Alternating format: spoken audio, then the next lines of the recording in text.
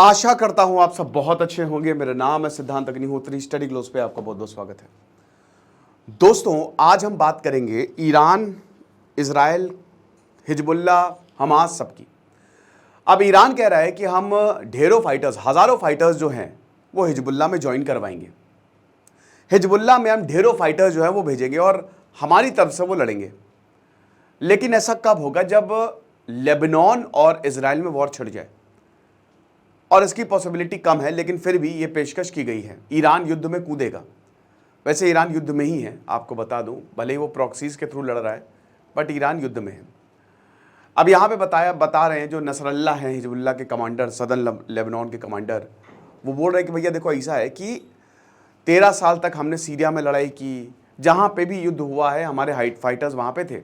Lebanon में हमने लड़ाई की, यमन में भी फाइटर्स, तो उसमें ईरान ने मदद की है और अभी भी ईरान करेगा। अब इसमें पाकिस्तान, अफगानिस्तान भी शामिल हैं। वहाँ के भी फाइटर्स मिल के लड़ाई करेंगे इजराइल के खिलाफ। लेकिन दोस्तों, यहाँ पे कुछ बातें समझनी हैं। आपको पता है कि ईरान बैक्ड हूती है, ईरान बैक्ड हिजबुल्ला है।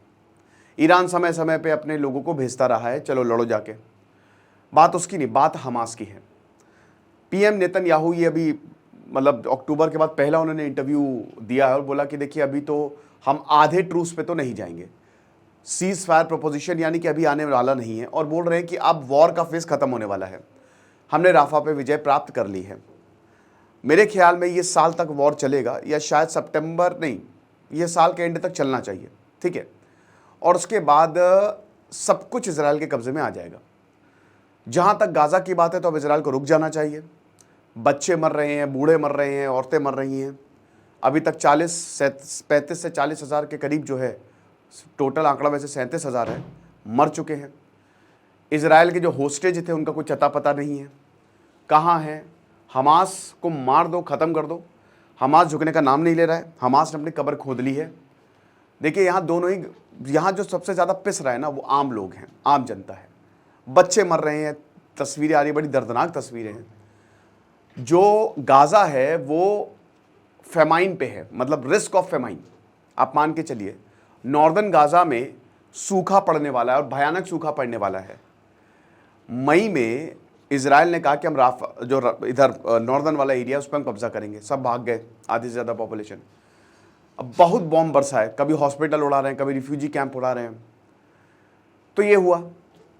इजराइल रुक नहीं रहा है और इजराइल तब तक नहीं रुकेगा जब तक पूरा राफा, मतलब पूरा ये जो गाज़ा है उसके कब्जे में ना आ पाए। अब बहुत बड़े सवाल उठते हैं हमास के ऊपर। हमास अपने आप को बहुत बड़े हीरो बनते हैं कि हम सिविलियंस के हीरो हैं, तो उन्होंने ही, हमास ही एक लौता ऐसा रीजन है जिसकी वजह से सिविलियंस मरे हैं। उनकी वजह से पूरा गाज़ा बर्बाद हुआ है। ठीक है, यहाँ पे आप इतने बड़े अगर वो कहते हो कि हम तो मदद के आगे आ रहे हैं, तो आपको हथियार डाल देने चाहिए थे, चाहे जो हो, कि लोगों को मरने देना नहीं चाहिए था। लेकिन वो झुका नहीं है, कोई भी, सब अपनी रोटियां सेक रहे हैं। और यहाँ पे मर कौन रहा है? आम जनता। इस वॉर से हमको एक और सीख, बहुत बड़ी सीख जो हम सीख सकते हैं, वो ये है कि भाई देखो, अपनी रक्षा खुद ही करनी पड़ती है, कोई किसी को बचाने नहीं आता। यह हार्श रियलिटी है। भारत के ऊपर बहुत प्रेशर बना है, एनपीटी ज्वाइन कर लो, एनपीटी ज्वाइन कर लो, न्यूक्लियर वेपन्स अपने त्याग दो। लेकिन इस वॉर ने हमको ये सिखा दिया है कि तुम झूठे हो, ढकोसले हैं तुम्हारी बातें। देखा ना क्या हुआ, क्या हुआ गाजा के साथ? कोई बचाने नहीं आया। यूक्रेन के साथ क्या हुआ? कोई किसी को बचाने आया? कोई नहीं आया। अपनी सुरक्षा खुद की जो तुम्हारे हाथ में ही है। यूनाइटेड नेशन सब बकवास, बेकार है एकदम। इतने रेजोल्यूशंस आए, कुछ भी नहीं हुआ, कुछ नहीं उखाड़ पाया। इजराइल के ऊपर इतना प्रेशर बनाया गया अमेरिका ने, बल्कि उसको पता है कि इस समय जो इजराइल कर रहा है वो बहुत गलत है, ह्यूमैनिटेरियन क्राइम्स है। हमास तो है ही आतंकी संगठन, उसको तो खत्म ही कर दो। हमास के साथ तो कौन ही खड़ा हो सकता है। लेकिन अभी जो इजराइल कर रहा है उसको रुक जाना चाहिए था। हम लोग ने बोला था कि आप हमास को मारो, लोगों को मत मारो। लेकिन इतने रेजोल्यूशन आए गए, यूनाइटेड नेशंस कुछ नहीं। तो आप ये समझ रहे हो कि बड़ी बड़ी ऑर्गेनाइजेशन जिनकी बातें की जाती है, क्रिमिनल कोर्ट में केस चला, यहाँ केस चला, क्या हुआ? कुछ नहीं उखाड़ पाए। ये सब खाली देखने के लिए ही है, प्रेशर बनाने के लिए। लेकिन प्रेशर, ताकतवर देश नहीं झुकते हैं। न्यूक्लियर पावर है, इजराइल नहीं झुकेगा। तो भारत को भारत ने बिल्कुल सही किया जो न्यूक्लियर टेस्ट किया। या अमेरिका और इन सब पे थोड़ी ना भरोसा कर सकते, हम नहीं कर सकते।